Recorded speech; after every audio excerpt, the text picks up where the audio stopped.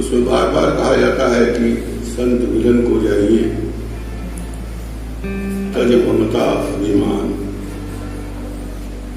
मैं इसमें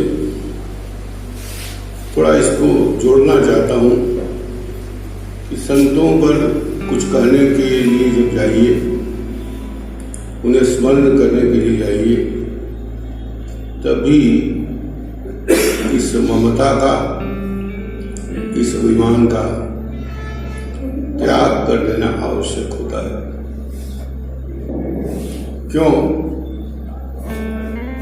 क्योंकि हम सब लोग बहिर्मुखी लोग हैं। हमारी चित्त में संसार इतना बसा हुआ है, इतना ममत्व, इतना अहंकार बसा हुआ है कि हम संत की महिमा को अपने चैतन्य में धारण नहीं कर सकते।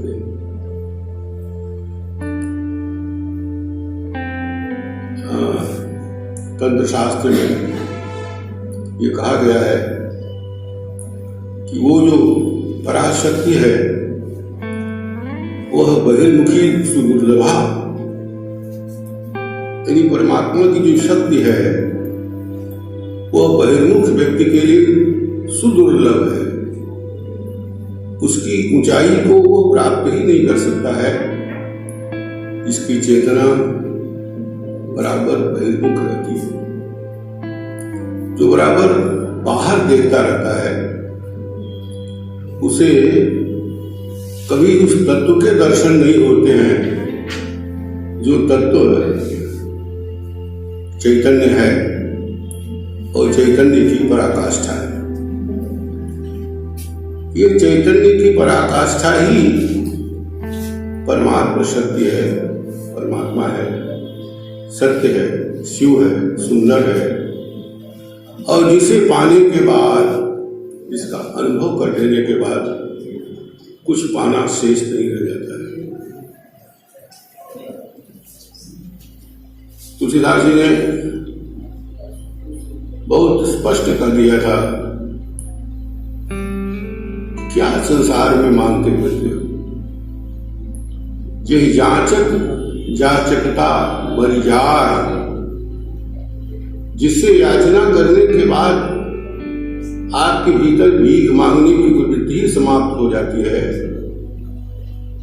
उस परम तत्व से, उस राम से मांगो। मांगना है तो न सरकार से मांगो, न ज्ञान से मांगो, न राजनीति से मांगो, न परिवार से मांगो, न बांधवों से मांगो, न मित्रों से मांगो, न अर्थव्यवस्था से मांगो, न किसी से मत मांगो। उससे मांगो जिससे मांगने के बाद मांगने की प्रवृत्ति ही समाप्त हो जाती है। संत की जो चेतना होती है वह इसी पराकाष्ठा पर अवस्थित चेतना होती है। इसीलिए भारतीय मनीषा का एक बहुत महत्वपूर्ण ग्रंथ शिव सूत्र, जिसे शिव संहिता भी कहते हैं, उसमें यह कहा गया है कि जो चैतन्य है, जो सबके भीतर विद्यमान है, जिसमें किसी ऊंच नीच का कोई भेद नहीं है, जिसकी चर्चा कमलेश गुप्त कर रहे थे, जिसमें चमार और ब्राह्मण का कोई भेद नहीं है, वह चैतन्य ही जो चित्त है, जिसका जो भाव है वह चैतन्य है, वही परम मंत्र है। वो परम मंत्र है और उस चैतन्य को अपने भीतर अनुभव करना बड़ी बात होती है। कैसे अनुभव किया जाए, किस तरह से अनुभव? पहली बात तो यह कि जब हम आसपास देखते हैं, जिस सत्य की चर्चा कर रहे थे कमलेश जी, ये क्या सत्य नहीं है कि जितने लोग हम वहां पर बैठे हुए हैं वे सब एक दिन मर जाएंगे। मैं स्वयं जो बोल रहा हूं, एक दिन मर जाऊंगा। और ऐसी प्रत्येक व्यक्ति के भीतर चेतना है, वो जानता है कि ये सब चीजें नाशवान है। फिर भी अगर हमारे भीतर वो करुणा नहीं पैदा होती है, वो कारुण्य का भाव नहीं पैदा होता है, तो हम जगत के सत्य को, परमात्मा के सत्य को कैसे जान सकते हैं। सुबह हम लोग निकलते हैं, तमाम उद्यान में फूल खिले रहते हैं। कभी ध्यान से आपने देखा कि फूल तो खिले हैं, लेकिन ये भी ध्यान तो होना चाहिए कि शाम होते होते ही झड़ गए।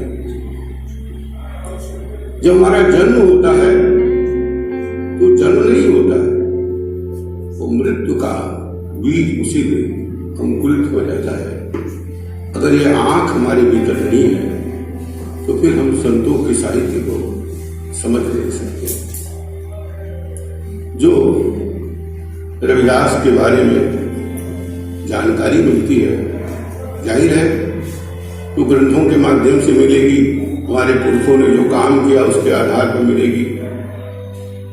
तो विवरण प्रेस से या मुंबई प्रेस से या चौखंबा से या जो पुराने प्रकाशक रहे हैं, जो अनुश्रुतियों से ज्ञान प्राप्त होता है, उसे पता चलता है कि लगभग ये विक्रम संवत 2077 या 76 है, समझ नहीं आ रहा है, पर ऐसा ही होगा।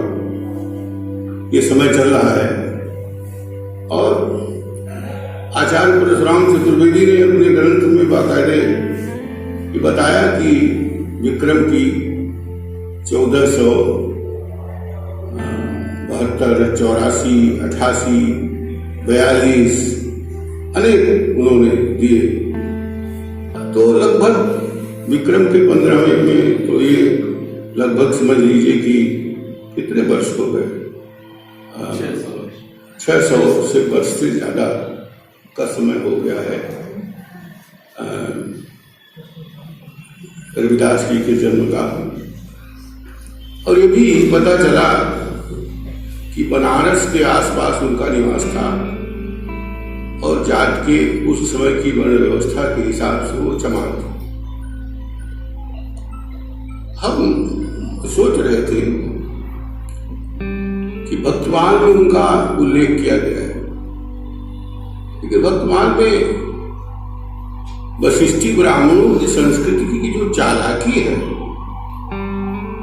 उस चालाकी का अद्भुत नमूना मुझे देखने को मिला।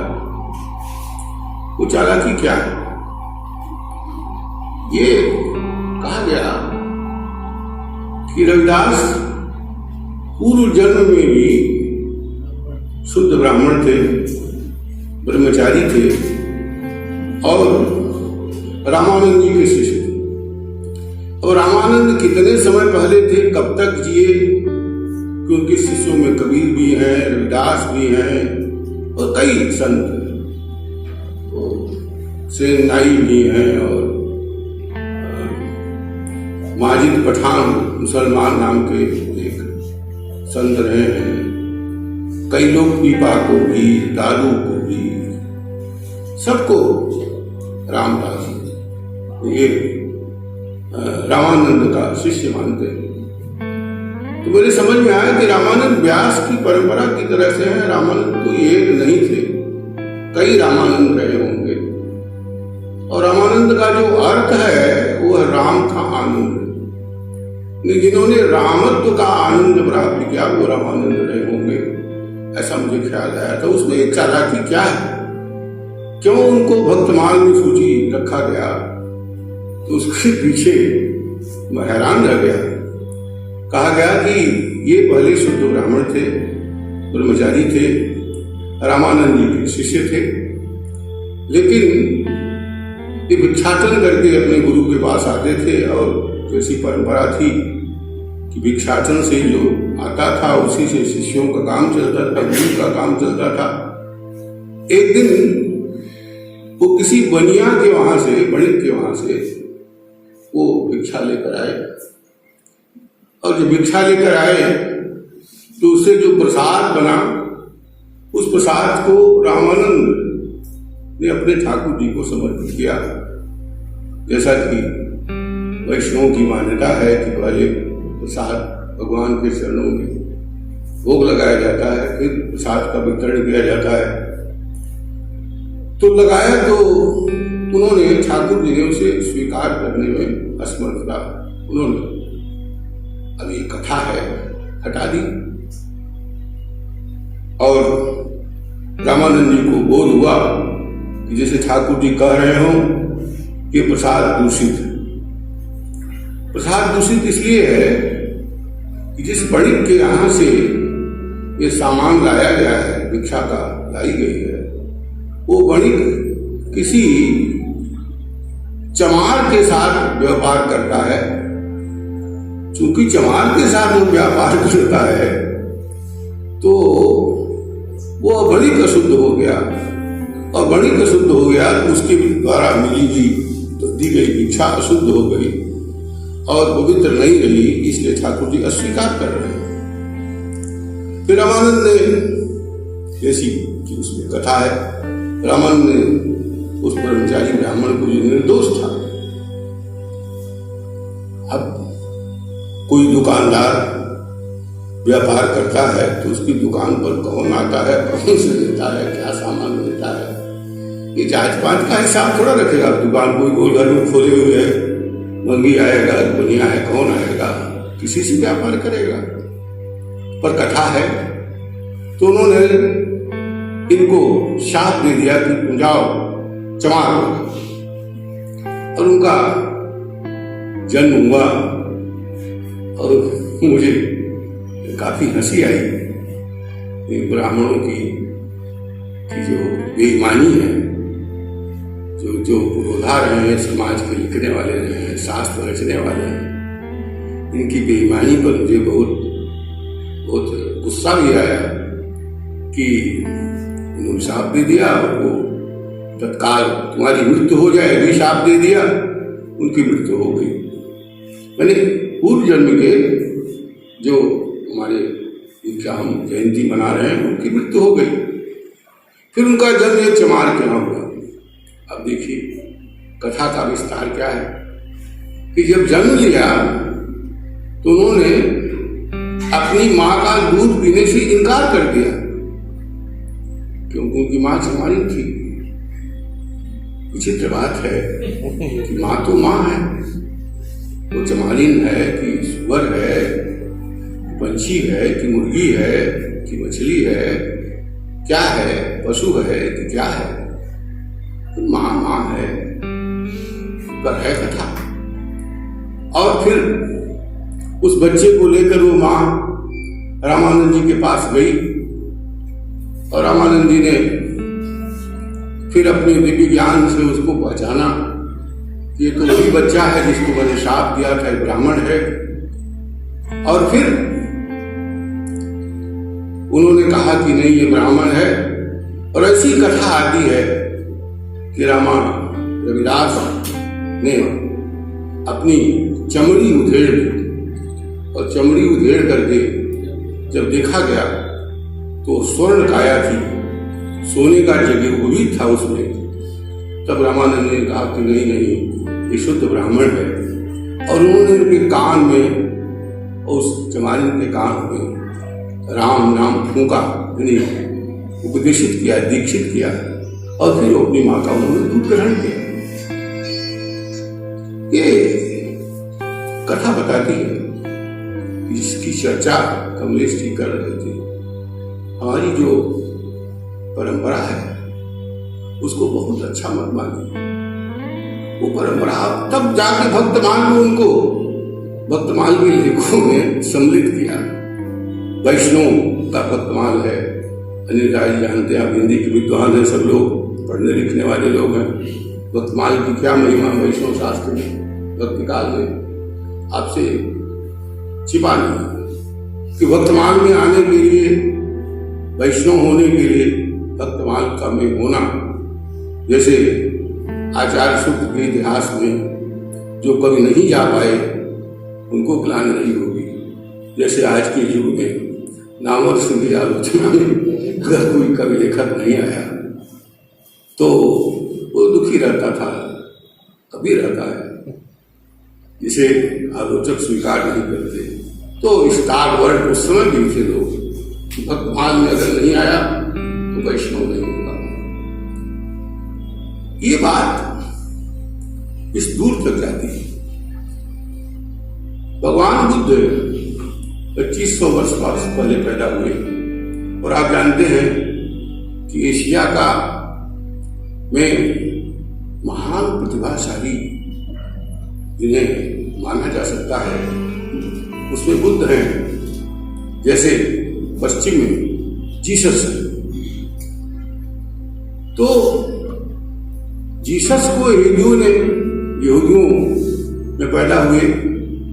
यहूदियों को इतनी कथा करने नहीं आती, वरना वो भी जीसस को कुछ ऐसा महान बनाते, ऐसी कथा बनाते, तब जाकर उनको महत्वता उन्हें सूली न दी जाती। लेकिन भगवान बुद्ध को जिन्होंने वैदिकी हिंसा के खिलाफ मैंने आज में कहा कि सब लोग विद्वान हैं, फिर भी करुणा नहीं उत्पन्न होती है। बिना करुणा के संतों को नहीं जाना जा सकता है। वो करुणा के विरुद्ध की जो हिंसा है वैदिक धर्म की, जिसमें अनेक यज्ञ हैं, पशु यज्ञ है, यहाँ तक कि नर यज्ञ भी है, घोड़ों का यज्ञ है, गायों का यज्ञ है, पूरा वैदिक साहित्य, इसको कहने मुझे कोई संकोच नहीं है, हिंसा पर आधारित है।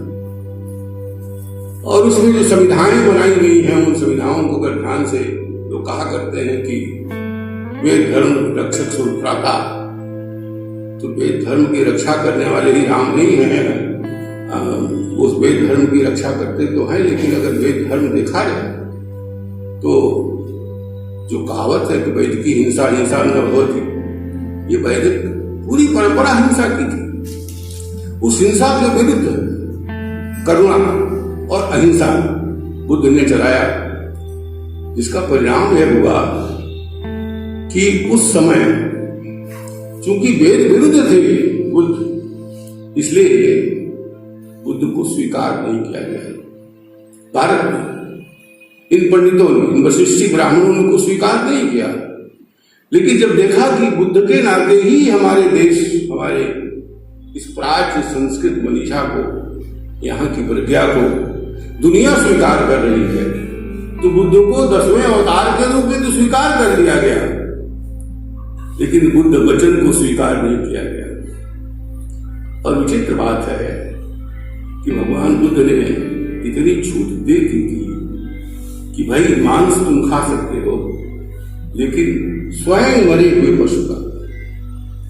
और ये भी आपको जानकर हैरानी होगी कि केवल चमार जात ही ऐसी थी जो मरे हुए पशुओं का मांस खाती थी। इसीलिए अंबेडकर ने अपने को बुद्ध धर्म में दीक्षित किया और ये माना कि वास्तव में बुद्ध बौद्ध ये चमार ही है, ये और कुछ नहीं, ये बौद्ध है। क्योंकि मरे हुए पशुओं का मांस आप लोग जानते हैं, तमाम दलित लेखकों की पुस्तक पढ़ते होंगे आपने, तो काफी इसके व्याख्याता हैं, हमारे तमाम आचार्य इस बात को जानते हैं। तो चमार होना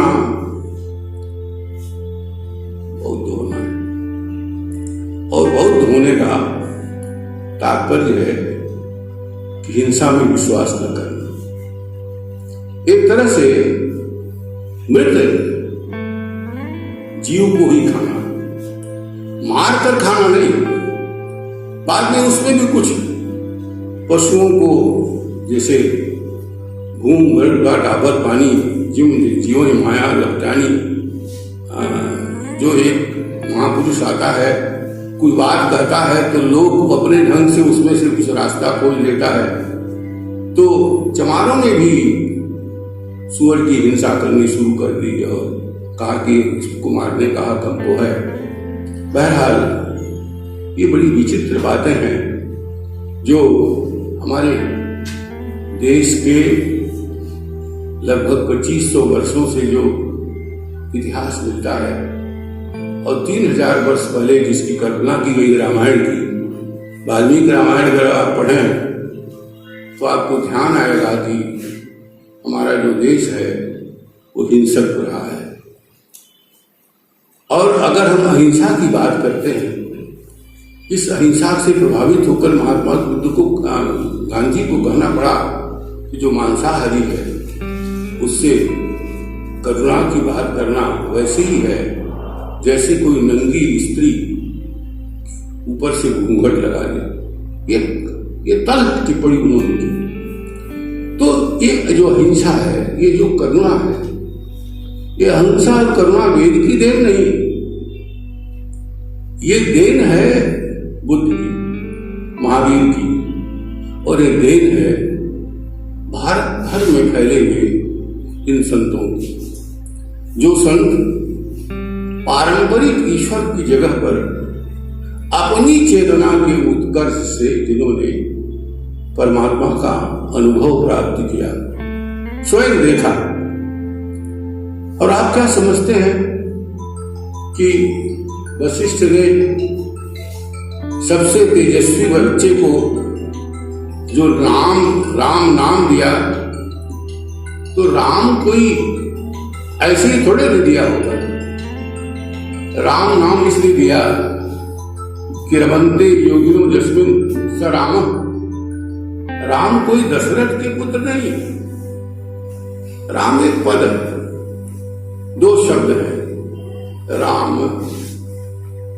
रमन्ते, र अग्निबीज है, और ओंकार का मय जो उसमें परिवेशित है, वह एक भीतरी जो मनुष्य के देह के जो 7 अंग बताए गए हैं, जो 2 देह हमारी नाभि के नीचे है और 2 कोठे, 4 कोठे उसके ऊपर हैं, जिनमें अनेक चक्रों की कल्पना की गई है, और जिस सहस्त्रार चक्र की कल्पना की गई है, जो परम तत्व है, जहां परम शिव निवास करता है, उस चक्र में के भीतर जाकर जिस तत्व का, जिस नाम का अनुभव योगियों ने प्राप्त किया, उसके लिए पद राम गिना गया। इसीलिए कबीर ने कहा कि दशरथ सुत लोक बखाना, राम नाम के मर बहाना, वो मर यही।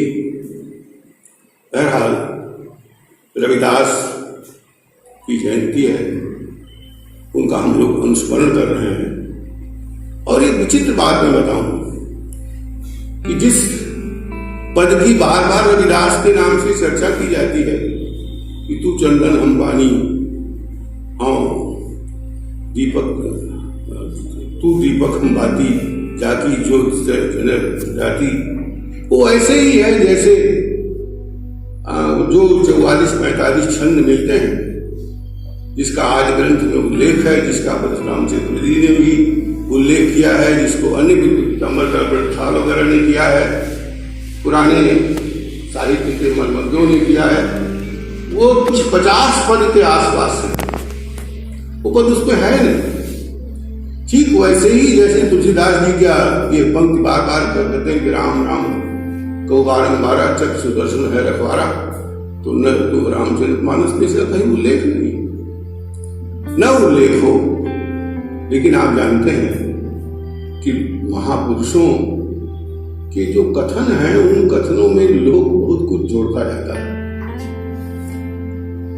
व्यास ने इतने पुराणों की रचना नहीं की होगी, व्यासों की परंपरा नहीं होगी, जो उसमें जोड़ते गए, और उनको भी मान लेना चाहिए व्यास का है। वैसे ही रविदास के बहुत सारे जो पद हम लोग गाते हैं, कीर्तन करते हैं, तो आम रविदास के आजकल तो संतों का भी, आज ही नहीं दुनिया भर में संतों का राजनीतिकरण हुआ है। जीसस का भी हुआ है, सुकरात का भी हुआ है, और बुद्ध का भी हुआ है, राम का भी हुआ है, कृष्ण का भी हुआ है, संतों का भी हुआ है। तो ये सत्ताएं, व्यवस्थाएं तो राजनीतिकरण करती ही रहती हैं, क्योंकि ये जो समाज है कितना भी है वो अपनी मूर्खताओं और अपनी परिग्रह वृद्धि और अपनी सत्तारूढ़ता, अपनी विपाशा, अपनी क्षुद्रताओं के नाते महान को भी धीरे धीरे क्षुद्र करता जाता है। तो रविदास के साथ भी ऐसा हुआ, कबीर के साथ भी ऐसा हुआ।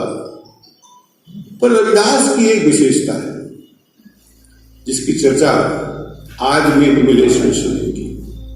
जब मैं उनके पदों को पढ़ रहा था यहाँ आने के 2-3 दिन पहले, क्योंकि मैं तो ज्यादातर आधुनिक साहित्य ही पढ़ता रहा हूँ, तो यहाँ बोलना था तो मुझे थोड़ा देखना पड़ा।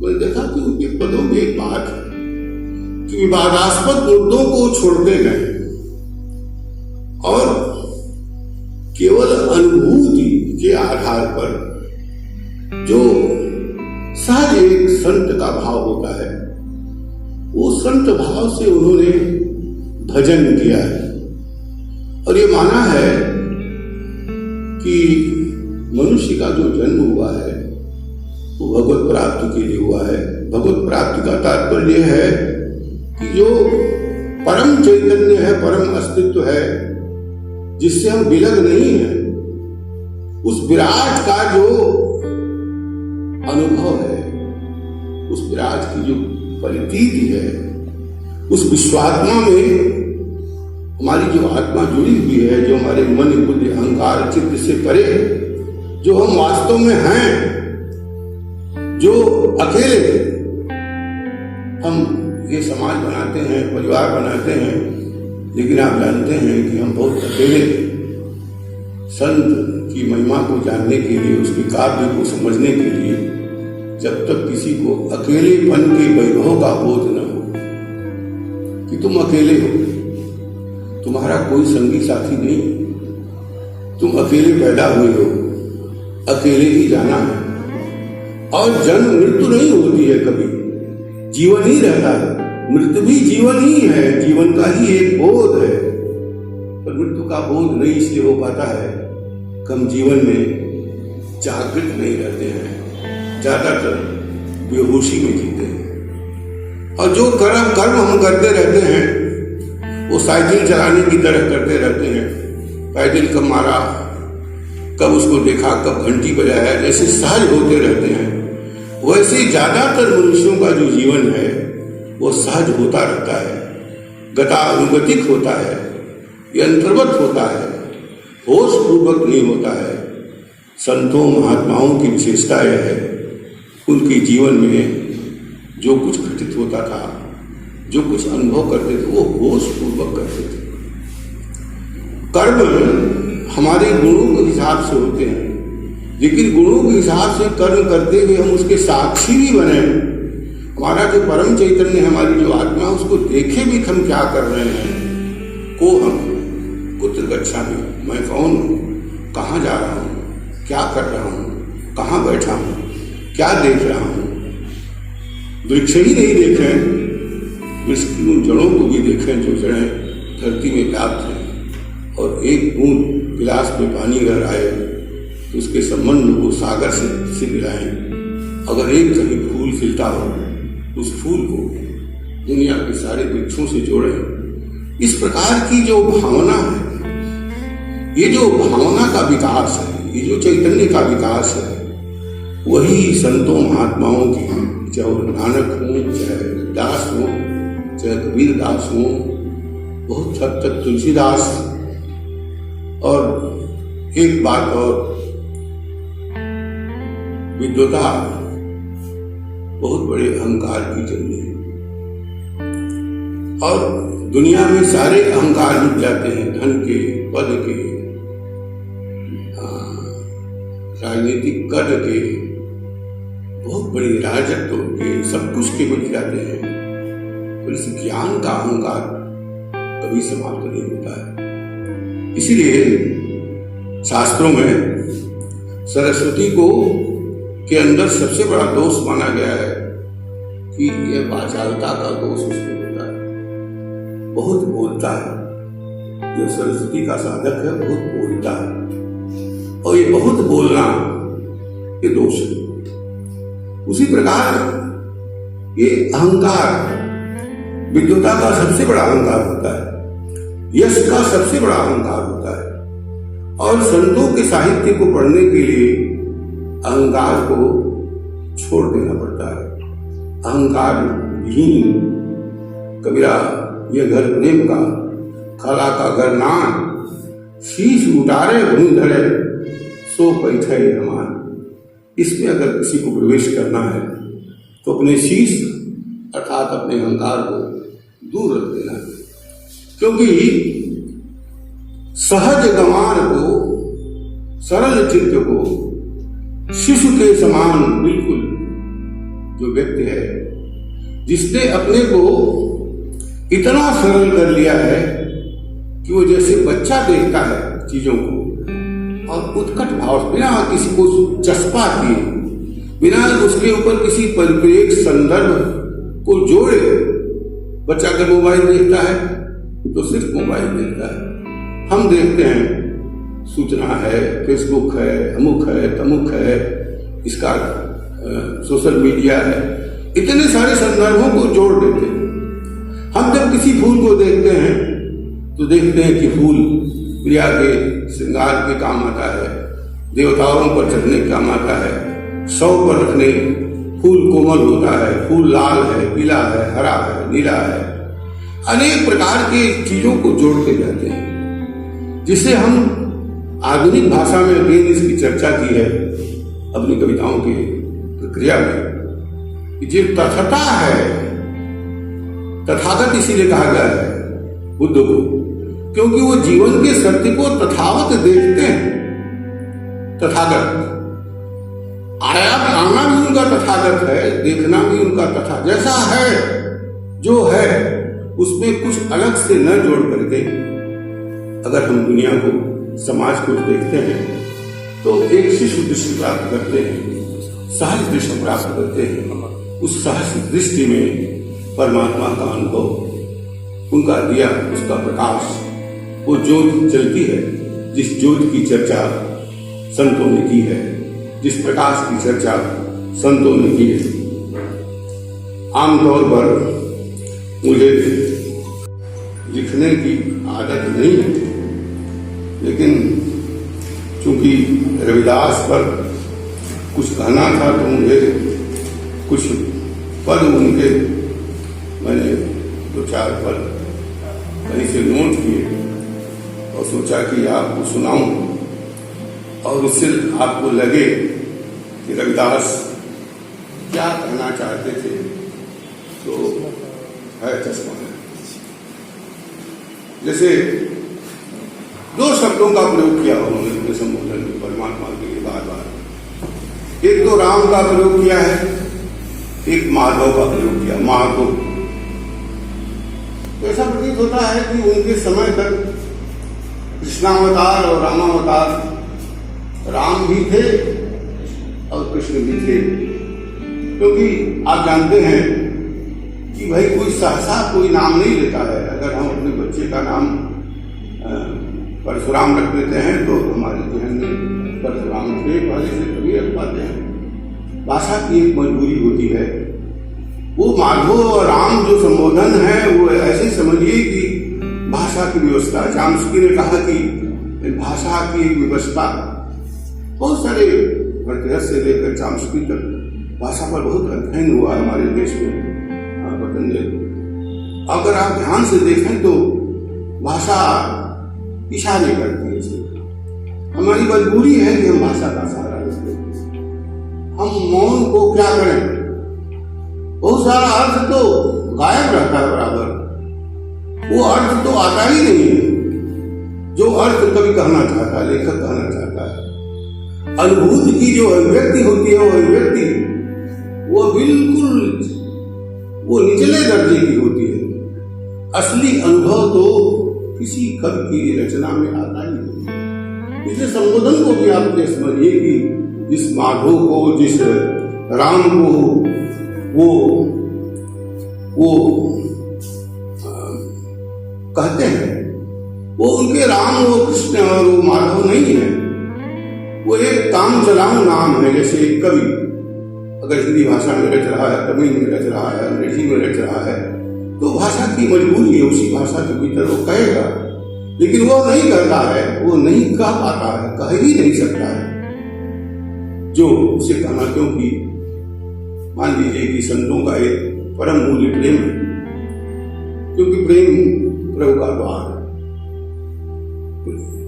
सूफियों के यहाँ देखिए, चाहे संतों के देखिए, और सारी दुनिया की रचनाओं में देखिए, अगर भीतर भाव नहीं है, प्रेम नहीं है, जो नाम रूपात्मक जगत है उसके प्रति आपके मन में कोई करुणा, कोई प्रेम नहीं है, तो आप क्या रचना करेंगे?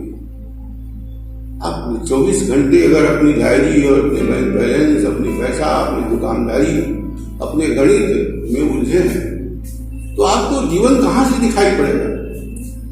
एक रचनाकार के जीवन देखने में तो एक सामान्य व्यक्ति के जीवन देखने में ही अंतर है कि जब एक रचनाकार जीवन को देखता है, तो जीवन की उसकी कथता में देखता है और उसे व्यक्त करने के लिए शब्द चुनता है, वो चुनाव करना पड़ता है, उसको बहुत सोचना समझना पड़ता है, धूल में हाथ इधर उधर मारना पड़ता है, तब तो कहीं कहीं जाके पड़ा हुआ फूल मिलता है।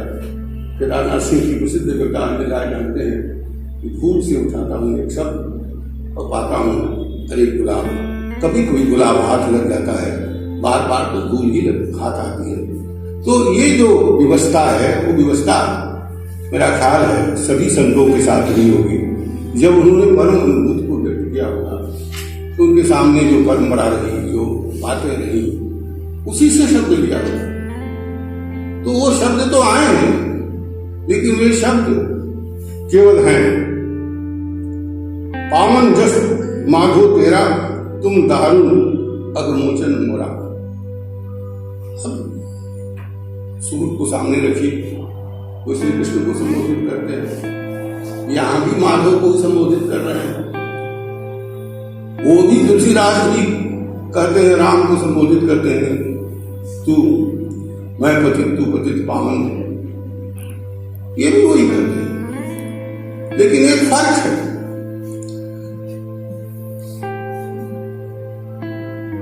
तुम्हारी जो कीर्ति आगे करते हैं, कीरत दे दी याद विनाश है। देखिए बहुत महत्वपूर्ण बात होता है। तुम्हारी जो कीर्ति है, तुम्हारे जो अवतारों की कथा है, वो याद विनाश है। हमारी जो स्मृतियां हैं, हमारे भीतर जो जाल है, जो हम संसार रचे हुए हैं, अगर क्या संसार है, हमारी स्मृतियां, हमारे मुख का मैं पुत्र हूँ, मुख का मैं पिता हूँ, मुख परिवार में पैदा हुआ, मुख जात में पैदा हुआ, मेरा ओहदा है, मैं अमुक हूँ तमुक हूँ। इसके लिए आज एक नए शायर ने कहा कि घरों पर नाम थे, ओहदे थे, क्या क्या थे, तो पूछता रहा इंसान मिला। किसी घर के सामने लगे थे प्रोफेसर फलाने अधिष्ठाता, नाम है, ओहदा है। अब नाम है, ओहदा है, अब आदमी कहाँ? तो रचनाकार या संत तो उसके भीतर ओहदे और नाम और कपड़े और शास्त्र का जो कपड़ा पहन रखा है, ज्ञान का जो कपड़ा पहन रखा है, जो पोशाक का कपड़ा पहन रखा है, जो देश का कपड़ा पहन रखा है, जो शासन संविधान का कपड़ा पहन रखा है, जो कुछ उसने परंपरा से सीखा है, पढ़ा है, खोखा है, उसको लेकर चलता है। आदमी इतना ज्यादा बोझिल है। मनुष्य उसने बड़ी कविता में बड़ा अच्छा कहा है कि जब मेरा मित्र छूता है तो कैसा लगता है, पड़ोसी छूता है तो कैसा लगता है, और माँ मेरे सिर पर जब हाथ रखती है तो जैसे छू रही है,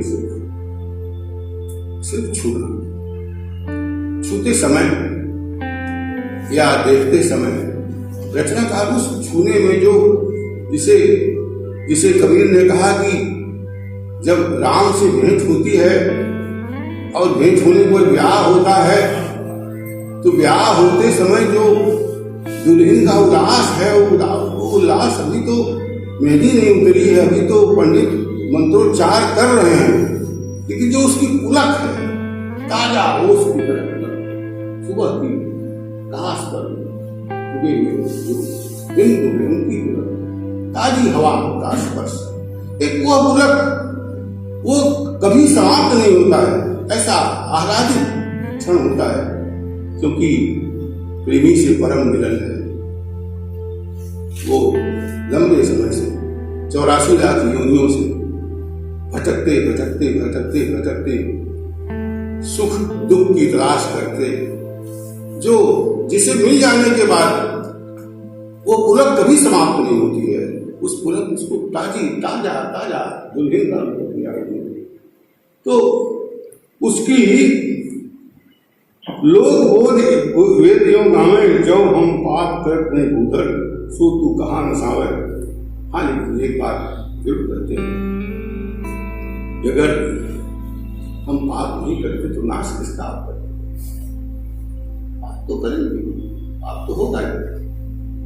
पाप तो, और केवल रैदास नहीं कहा, कबीर ने भी कहा, सबने कहा है, और सगुण संतों ने भी कहा है। और जितना भी भक्ति साहित्य मिलता है, ये मनुष्य का स्वभाव है कि वह तो ऐसे अकरणी करेगा ही करेगा, लेकिन उसके मन में एक जो है आशा है। सूर्य ने लिखा कि अपने पंक्ति में उन्होंने की प्रभु मेरे अवगुण चित्त में, प्रभु मेरे अवगुणों को अपने चित्त में धारण मत करिए। समदर्शी है नाम तिहारो, चाहो तो पार करो। तुम तो समदर्शी हो, तुम्हारी दृष्टि में सूर्य तुम हो। सूर्य विष्ठा को भी देखता है, फूल को भी देखता है, नदी को भी देखता है, सबको समान दृष्टि से देखता है। और चाहे तुम्हारी इच्छा हो तो पार करना। सिर्फ मैं विनय कर सकता हूं, एक लोहा पूजा में लाकर एक धरित पड़ो, पारस गुण अवगुण चितवत कंचन कर दे। लोहा चाहे कसाई के घर का हो, पूजागृह का हो, ब्राह्मण के घर का हो, लेकिन अगर पारस पत्थर का स्पर्श हो जाए तो पारस पत्थर नहीं देखता कि लोहा कहां से आया है, किस जात का है, कहां का है। मेरे पास बहुत सारे पद हैं, लेकिन उन पदों को इस अवसर पर दोहराने का कोई अर्थ नहीं है। कभी आपको आदि ग्रंथ मिल जाए, कभी ब्रह्मपाल जी की थीसिस मिल जाए, कभी रामचंद्र शुक्ल के कुछ पद मिल जाए, कभी वासुदेव शरण अग्रवाल के लेख मिल जाए, कहीं कुछ आपको जो है वहाँ उपाध्याय बनारस में क्या नाम था उनका मिल जाए। बहुत सारे लोगों ने काम किया है उस टेक्स्ट को दोहराने का, कहने का यह अवसर नहीं है। कहने का अवसर यह है कि महात्मा रविदास हमारे संतों की परंपरा में संतों के आकाश के ध्रुव तारा है। कुल 51 छंद उनके हैं, जिसमें 51 छंद जो है वो 500 छंदों से भी ज्यादा है।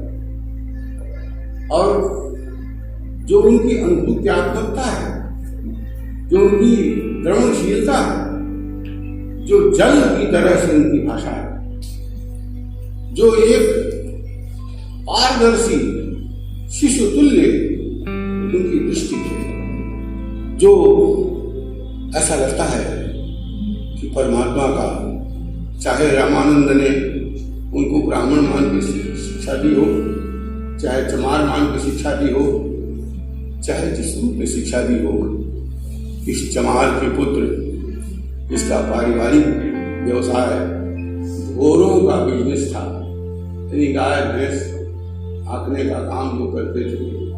कथा है, पढ़ लीजिएगा।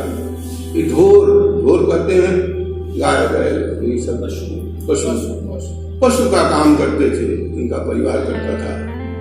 एक पशु जीवी, पशु की खेती बाड़ी करने वाले घर में एक ऐसे बालक का जन्म हुआ। इस बालक ने अपने जीवन की साधना से, अपने भीतर की तपस्या से, अपनी भीतरी आंख को खोलने की प्रवृत्ति से, अपने चारों तरफ के जीवन एक करुणा और प्रेम की दृष्टि से देखने के नाते जिनके ऊपर बुद्ध का पर्याप्त प्रभाव है। अब ये मान के चलिए कि जो भी निगम परंपरा के लेखक हैं, हमारे यहाँ आगम निगम दो है। आगम का मतलब जो लोक परंपरा है और निगम का मतलब जो वेद परंपरा है। तो जो निगम परंपरा की मनीषा है उसके ठीक बरक्स जो आगम परंपरा है, जिसमें तंत्र भी आता है, संत भी आते हैं, साध भी आते हैं, सिद्ध भी आते हैं, नाथ भी आते हैं, बौद्ध भी आते हैं, सहजिया संप्रदाय के लोग आते हैं। वो परंपरा बुद्धों की जो है वो बड़ी नाव वाली परंपरा, क्या कहते हैं उसको, महायान हो चाहे हीनयान हो या उसके तांत्रिक हो, जितना सिद्धों, नाथों, बौद्धों और संतों, जिसमें हिंदू भी हैं, मुसलमान भी हैं, सब लोग हैं। आप जानते हैं कोई भेद नहीं है। ये सब अपने अनुभूति के आधार पर, अपनी परम दृष्टि के आधार पर जगदात्मा परमात्मा या राम का उन्होंने एक अनुभव किया। और मित्रों, परमात्मा कोई रूप नहीं है, आप स्वयं परमात्मा हैं। मनुष्य का जो जन्म है वो आखिरी जन्म है। चैतन्य ने बड़ी कृपा की है कि आपको मनुष्य बनाया ताकि आप उस परम चैतन्य का अनुभव कर सकें। और संतों ने उस परम चैतन्य का अनुभव किया, उस परम करुणा का अनुभव किया, उस सत्य का अनुभव किया, उस अपरिग्रह का अनुभव किया, उस अहिंसा का अनुभव किया, उस सबके हृदय में प्रवेश करने की जो तत्व है, उस प्रेम का अनुभव किया और उसे परोसने का काम किया। संत रविदास के चरणों में प्रणाम करते हुए छोटी थोड़ी सी बातें मैंने आपसे कही। और विद्यार्थियों से मेरा आग्रह है कि वो केवल दलित विमर्श और फलानी जी का उपन्यास, कहानी और पत्रिकाओं में आलोचना की चर्चा और इनको गिराया और इनको उठाया और ये विमर्श, वह खंड और वह खंड और ये झगड़ा वो झगड़ा छोड़ करके उन्हें मध्य काल के इन कमल पुष्पों का कभी जो गंध है उसको पहचानने की जरूरत है। और यह भी देखने की जरूरत है कि वेद ही सब कुछ नहीं है। वेद के बाद, पुराण के बाद, स्मृतियों के बाद, आरण्यकों के बाद लोक ने रचा है तो कितना कीमती, कितना मूल्यवान है। उस मणि में कितना प्रकाश है।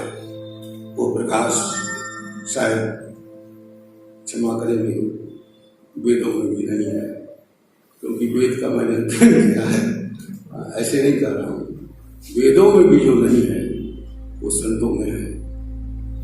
और विशेषकर निर्गुण मार्ग के संतों में है।